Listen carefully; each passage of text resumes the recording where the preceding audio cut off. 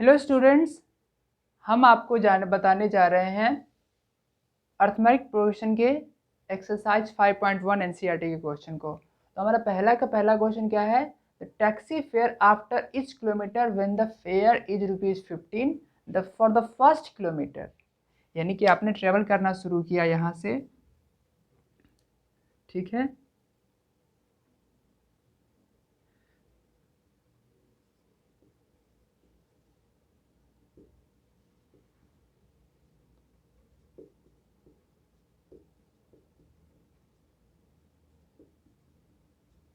ठीक है, तो ये स्टैंड है, आपने यहाँ से चलना शुरू किया तो आपके 1 किलोमीटर का चार्ज जो पहला है, अगर आप 1 किलोमीटर तक ही जाते हैं, अगर आप 1 किलोमीटर तक ही जाते हैं तो आपको ₹15 पे करना पड़ेगा पहले किलोमीटर के लिए। अगर आप 2 किलोमीटर तक जाते हैं तो पहला किलोमीटर जो 1 किलोमीटर गए हैं उसके लिए आपको ₹15 पे करना पड़ेगा, और ये दूसरा किलोमीटर जो है उसके लिए आपको ₹8 पे करना पड़ेगा। अगर आप 3 किलोमीटर जाते हैं तो अगर आप 3 किलोमीटर जाते हैं तो पहला किलोमीटर के लिए आपको ₹15 पे करना पड़ेगा, और बाकी के लिए 2 किलोमीटर के लिए क्या करना पड़ेगा? ₹8 प्लस ₹8। ठीक है, उसी तरीके से अगला के लिए, यानी कि पहला फर्स्ट किलोमीटर के लिए 15 पे करना पड़ेगा, अब प्लस में बाकी जो 1 2 3 जो 3 किलोमीटर है उसके लिए आपको ₹8 ₹8। ठीक है, ये क्या है? For the first kilometre, for 1 kilometre. ये क्या है? For 2 kilometre. ये क्या है? For 3 kilometre. ये क्या है? For 4 kilometre. अब देखते हैं, तो ये तो 15 का 15 रह जाएगा, ये कितना हो गया? ₹23 हो गया। ये कितना हो गया? ₹31 हो गया, और ये ₹39 हो गया। अगर आप इसको एक सीरीज में लिखे तो कैसे लिखेंगे? पहले लिखेंगे 15, फिर 23, फिर 31 और फिर 39। और साथ में ये भी देख रहे हैं कि इसका ये क्या 8 बड़ा है, इससे बड़ा ये 8 है, और इससे बड़ा ये 8 है। तो इस तरीके से अब क्या होगा? ये 8 बढ़ता जाएगा पहला, हाँ 8 होगा, ठीक है। 8 बढ़ता चला जा रहा है, इसको अगर सीरीज में लिख रहे हैं तो आप क्या देख रहे हैं कि 8 ऐड करते जा रहे हैं तो अगला टर्म आते जा रहा है। तो हमने पहले इस पर डिस्कशन किया था कि ये क्या है? अर्थमेटिक प्रोग्रेशन में है। ठीक है, फर्स्ट टर्म इसका क्या है? फर्स्ट टर्म आपका है 15, उसके बाद 8 ऐड होते जा रहा है तो अगला टर्म आते जा रहा है। तो कह सकते हैं कि जो पहला क्वेश्चन है, the taxi fare after each kilometre when the fair is ₹15 for the first kilometre, यानी कि पहला किलोमीटर के लिए 15 है एंड 8 फॉर ईच एडिशनल। अगर आप जितना किलोमीटर एक्स्ट्रा जाते हैं उस पर किलोमीटर के लिए आपको ₹8 आपको पे करना पड़ेगा। ठीक है, ये बेसिक क्वेश्चंस है। इसी तरीके से आगे देखते हैं।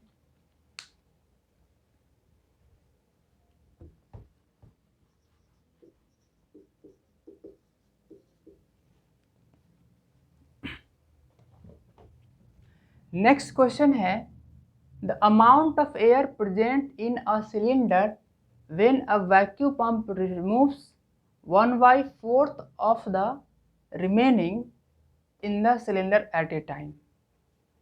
ठीक है, एक बार में क्या करता है वो? जितना सिलेंडर है, जितना सिलेंडर में गैस है उसका 1/4 रिमूव करता है।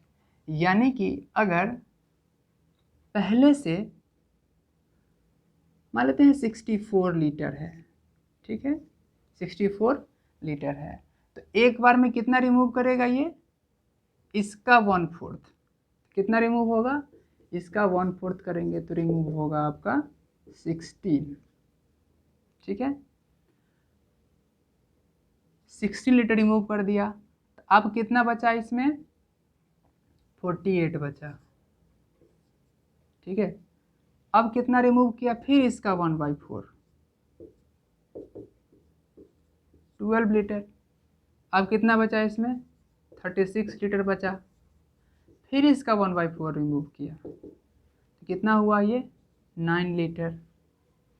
फिर इसका 1/4 क्या किया, जो बच गया उसको रिमूव किया, तो ये बच गया कितना, हो गया 27 लीटर बच गया।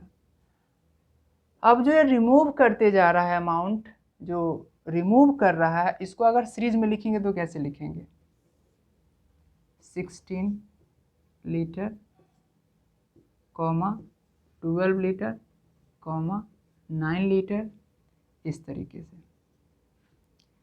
ठीक है। तो क्या देख रहे हैं, 16 से ये कितना कम है, 4 कम है, इससे ये कितना कम है, 3 कम है। तो इस तरीके से हम क्या देखेंगे कि इक्वल इक्वल नहीं घट रहा है, डिफरेंस या तो घटना चाहिए, इक्वल सेम सेम घटना चाहिए, 4 घटाए फिर 4 घटाते फिर 4 घटाते, या फिर 4 ऐड करते, लेकिन ऐसा नहीं हो रहा है, ठीक है। तो जो वैक्यूम पंप जो रिमूव कर रहा है, तो पहले एक बार में कितना रिमूव किया, 16 लीटर, फिर कितना रिमूव किया, 12 लीटर, फिर कितना रिमूव किया, 9 लीटर, ठीक है। तो इस तरीके से आप क्या देख सकते हैं कि यह जो सीरीज है वो अर्थमेटिक प्रोग्रेशन में नहीं है। अब एक बात आप क्वेश्चन कर सकते हैं कि हर बार आपने एक बार पहले 64 में किए, फिर 48 में क्यों किए, फिर 36 में, क्योंकि कह रहा है कि 1/4 of the air remaining in the cylinder, एक बार निकालने के बाद जो बचता है उसका फिर 1/4 निकाल लिया जाता है, फिर उसको निकालने के बाद जो बचता है फिर उसका 1/4 वो रिमूव कर देता है पंप। इस तरीके से उसके रिमूव करने का क्या है, रेट है, राइट। तो ये अर्थमेटिक प्रोग्रेशन में नहीं है, ठीक है। अब हम नेक्स्ट क्वेश्चन देखते हैं।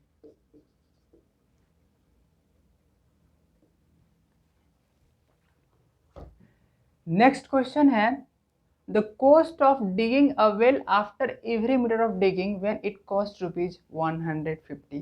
कह रहा है कि अगर किसी कुएं को खोदा जाता है तो पहले यानी कि एवरी मीटर के लिए कुछ उसको कॉस्ट दिया जाता है, ठीक है। तो जो पहला मीटर, जो पहले हमने जो पहला क्वेश्चन में बात किया था उसी तरीके से यहाँ क्या है, जो पहला मीटर 1 मीटर अगर वो खोदता है तो उसको 150 मिलेगा, 150 रुपीज़ मिलेगा, ठीक है। अगर वह दूसरा मीटर अगर खोदता है अगर वो, तो उस सेकेंड मीटर के लिए ₹15 मिलेगा, यानी कि ये गड्ढा खोद रहा है एक आदमी, ठीक है। तो पहला जो फर्स्ट मीटर ऊपर से खोदेगा, जो फर्स्ट मीटर है ये 1 मीटर, इसके लिए इसको कितना मिलेगा, 150 मिलेगा। अगर यह 2 मीटर अगला 1 मीटर और खोदेगा तो क्या होगा, उसको 150 नहीं मिलेगा, सिर्फ 50 रुपीज़ मिलेगा, ठीक है। फिर अगला 1 मीटर खोदेगा तो उसको कितना मिलेगा, फिर उसको क्या होगा, ₹50 मिलेगा, ठीक है। फिर अगला मीटर खोदेगा तो उसको कितना मिलेगा, ₹50 मिलेगा। फिर अगला के लिए ₹50 मिलेगा, ठीक है। यानी कि कोई अगर 1 मीटर खोदता है तो उसको मिलेगा ₹150, ठीक है। अगर वो 2 मीटर खोदता है तो कितना मिलेगा, उसको मिलेगा ₹200, 200, ठीक है। अगर वो 3 मीटर खोदता है कितना मिलेगा उसको,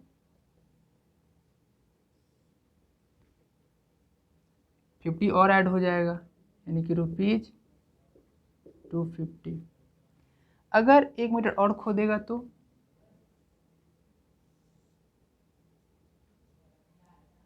ठीक है, तो क्या हो जाएगा, 150, फिर 50 ऐड हो जाएगा, तो 250 में क्या होगा, 50 और ऐड हो जाएगा, यानी कि 300, ठीक है।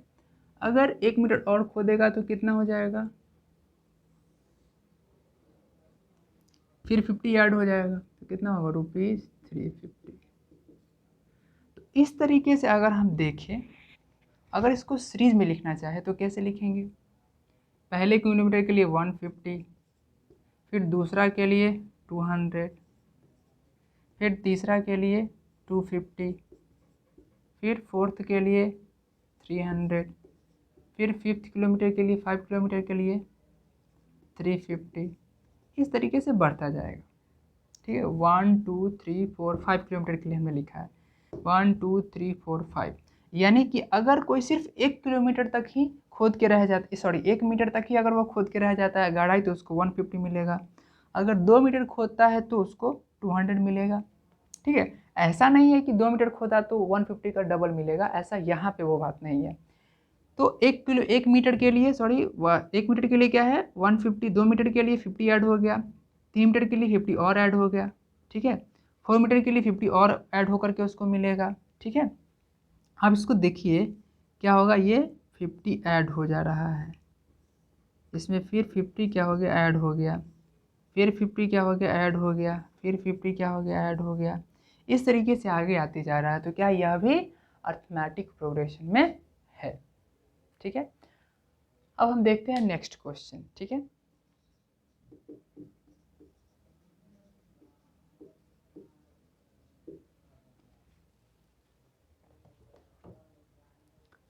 ठीक है, नेक्स्ट क्वेश्चन है the amount of money in the account every year.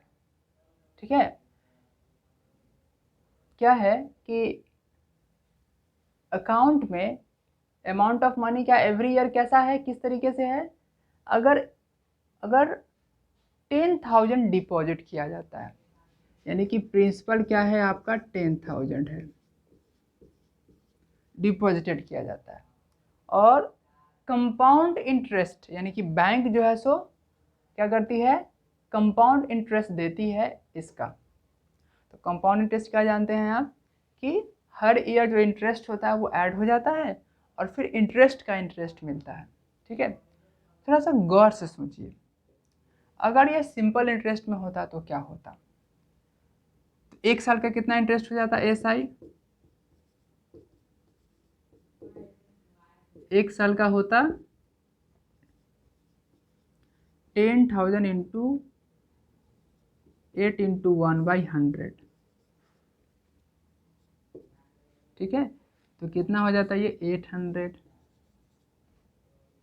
इनकी पर ईयर कितना ऐड होते जाता, 800 ऐड होता। 2 सेकेंड ईयर का कितना हो जाता,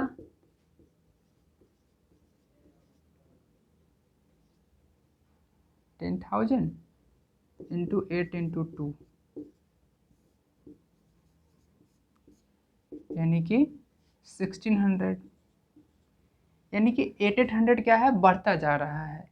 यानी कि पहले पहले क्या था अमाउंट में, कितना उसके अकाउंट में कितना रुपया था, 10,000 था। अब हो जाता अगला बार, अगला साल क्या हो जाता, अगले साल की शुरुआत में हो जाता 10,800, फिर क्या हो जाता 10,1600, यानी कि 11,600। इस तरीके से 800 क्या है बढ़ता जा रहा है।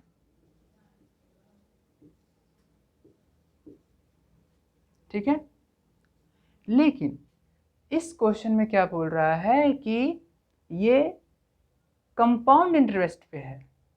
ठीक है, यानी कि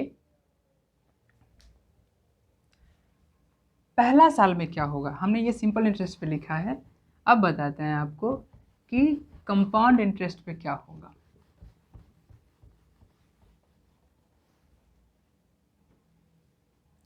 फॉर द फर्स्ट ईयर, यानी कि फर्स्ट ईयर के लास्ट में, पी जैसा कि जानते हैं रुपीज़ 10,000 है और आर क्या है 8% पर एनम है, पर एनम नहीं लिख रहे हैं। तो फर्स्ट ईयर के लिए क्या हो जाएगा, फॉर फर्स्ट ईयर, तो फर्स्ट ईयर के लिए तो उतना ही होगा। इंटरेस्ट कितना इसका हो जाएगा, CI कितना होगा इसका, इसका हो जाएगा फर्स्ट ईयर का इंटरेस्ट हो जाएगा आपका 10,000 इंटू 8 इंटू 100। फर्स्ट ईयर के लिए क्या होता है, दोनों सेम ही होता है, सिंपल इंटरेस्ट या फिर कंपाउंड इंटरेस्ट क्या होता है सेम होता है, ठीक है। या फिर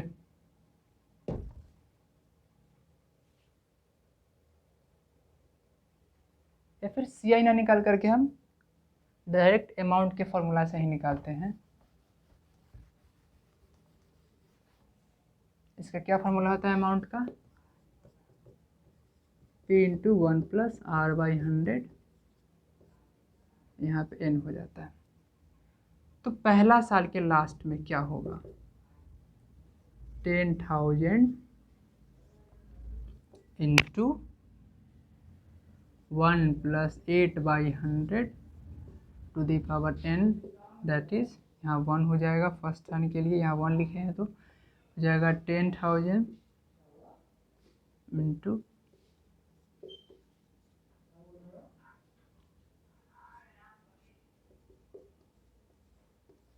यानी कि पहले साल के लिए तो वही होगा। अगले साल ये क्या होगा? तो जो पहला साल के लास्ट में क्या है, इतना अमाउंट है। अब क्या है इसमें, क्या एडेड है इसमें? प्रिंसिपल के साथ साथ सिंपल इंटरेस्ट भी एडेड है, राइट। तो अगले साल में ये P बन जाएगा, तो हो जाएगा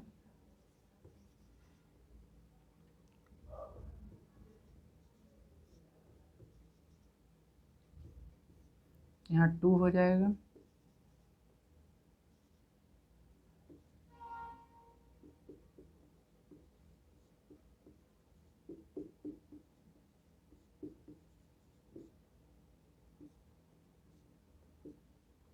वन 108 इंटू 108,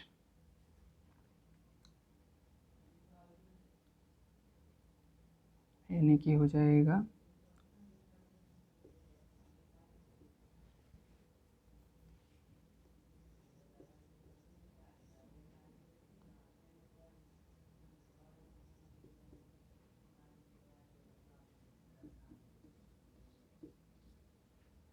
ठीक है। हम इसको 2 ही स्टेप में समझते हैं। पहले क्या था 10,000, अब क्या हो गया फर्स्ट ईयर के लास्ट में 10,800, उसके बाद क्या हो गया 11,664। यहाँ क्या देख रहे थे, पहले 800 बढ़ा फिर 800 बढ़ा, लेकिन यहाँ क्या हुआ, ये पहले बढ़ा 800 और फिर बढ़ा 864। तो इक्वली बढ़ना चाहिए, यानी कि यह फिर अर्थमेटिक प्रोग्रेशन में नहीं है, ठीक है। फिर आगे बात करते हैं नेक्स्ट वीडियो में। Thank you for watching this video. Please like, subscribe and share this videos. Thank you so much.